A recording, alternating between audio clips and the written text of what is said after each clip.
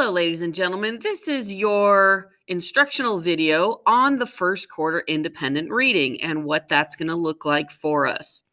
So the purpose of independent reading is just for you to, it's a de-stressor. It's something where you can learn another perspective. If you are into informational text, you can learn about a new topic, or you can deepen your understanding about a topic that you already know.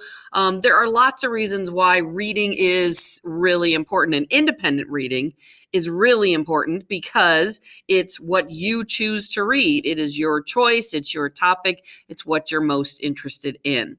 So here's what I'm going to go through this document and give you some tips and tricks and all of those things. So first of all, your requirement is to select a book, a podcast, or a weekly blog. So your book could be a physical book, could be something you get from the library, something you borrow from a friend. It can be something you check out from my classroom and do a curbside pickup, whatever works for you. You could do an ebook, something that maybe you have on your Kindle or you got on your Libby app from the King County Library System, or it could be an audio book. It could be a book that you're listening to as well. If you want to do a podcast, I'm looking for kind of a regular podcast. A lot of times podcasts will come out once a week. For example, I listen to This American Life. Their new episode comes out every Monday. So I know sometime during that week that I'll be listening to that podcast. So I'm looking for something that is a regular or something that has a season. I listen to Revisionist History. They have seasons. So they just concluded with season 5. I've just listened to all of season 5. So if that was something you wanted to do, you could listen to a new podcast, something you haven't listened to before, but do the whole season, okay? It can be fiction or it can be nonfiction. If you begin and it's something you're not interested in, you want to switch to something else, that is perfectly acceptable because that's what independent reading is, right? You start reading a book, you get into it, and you don't like it, so you put it aside. There are so many other books out there. Do not tie yourself down to a book that doesn't capture your interest within the first, I would say, 30 to 50 pages, right? For me, within 30 to 50 pages, if I'm not into it, I'm setting it aside and I'll come back to it later, maybe, okay? The expectation is that every day, Monday through Friday, you will set 15 minutes aside for independent reading. If we were in-person instruction, the first 15 minutes of class would be spent in independent reading every day, Monday through Friday. So that is the same expectation I have for you while you are at home. So in the time frame that is scheduled for our class time, so period 1, that's from 8 to 9:50. And for period 2, that's between 10 and 11:50. I want you to look for 15 minutes in that time frame that you're going to sit down and you're going to do your reading, whether it's reading with your eyes or reading with your ears, but it is still considered reading, okay? I would like you to create a reading ladder that's going to show your progress throughout this quarter. And I'm going to be asking to see that periodically throughout the quarter so I can kind of see how you're progressing. I have a sample below you could use if you want.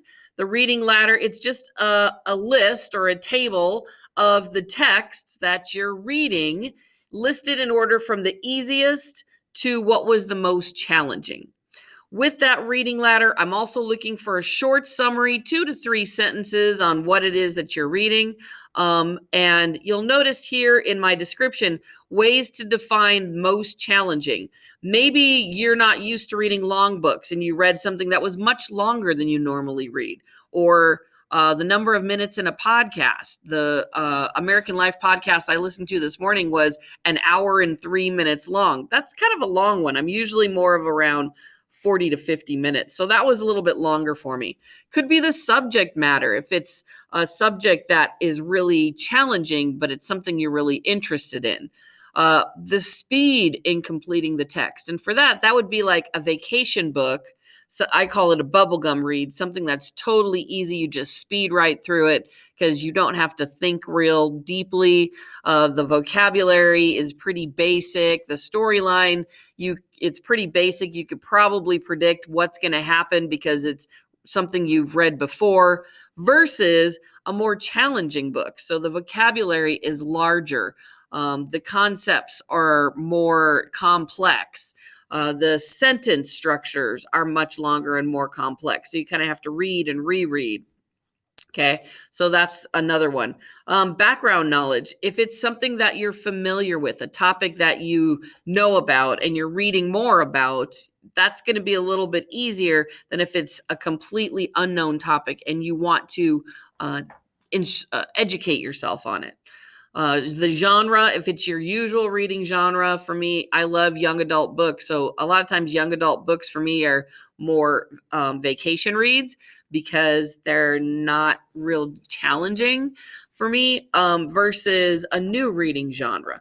Specifically for me, if I'm reading something that's non-fictional, it can be really complex and it will take me a little bit longer to read and really understand what I'm reading. Or if it's an author, somebody that you've read their work before, so you know what to expect, versus a new author, someone you haven't read from before. So if you take a look at this document, which is also in Google Classroom, this is my example of a reading ladder. This is the reading that I have completed in the last 6 weeks. So you're going to be doing it for about 8 weeks or 7 weeks. So it'll look something very similar to this. I do a combination of physical books, ebooks, audiobooks, and podcasting. And I've listed this from the easiest to the most challenging for me. So with the Fire on High, that was a young adult novel. That was pretty easy for me to read. I read it fairly quickly, even though it's 376 pages. It wasn't really complex. The next two, The Ocean Between the Stars and The Shores Beyond Time, those were audiobooks that my husband and I listened to a chapter a night before we go to bed. And so you'll notice for length, I put in how many hours it took us to listen to that. And with audiobooks, they'll tell you how much time that audiobook is. So those two came next. Oops, ignore that. Then the Daisy Jones and the Six. That was another book. That one was a little bit more complicated because of the writing style. It took me a little bit to get into just reading because it's just like interviews. So, but once I finally got into it, the second half of the book went much quicker than the first half. Took me a little longer. The Only Woman in the Room, that was another book that I read, and that was a little more challenging because they talked a lot about these inventions that this woman created. Interestingly enough, she was an actress in Austria pre-World War II, but her husband was owned an ammunitions factory. And when she realized that he was supplying ammunition to Hitler and the Nazis, she split. She took off and went to the United States eventually and started doing movies here in the United States. But in her free time, when she wasn't doing movies, she was creating all this new technology. And so some of that technological scientific language, that's a little complex for me. So trying to understand that made that a little more challenging. And then the most challenging was my revisionist history, season 5, Malcolm Gladwell.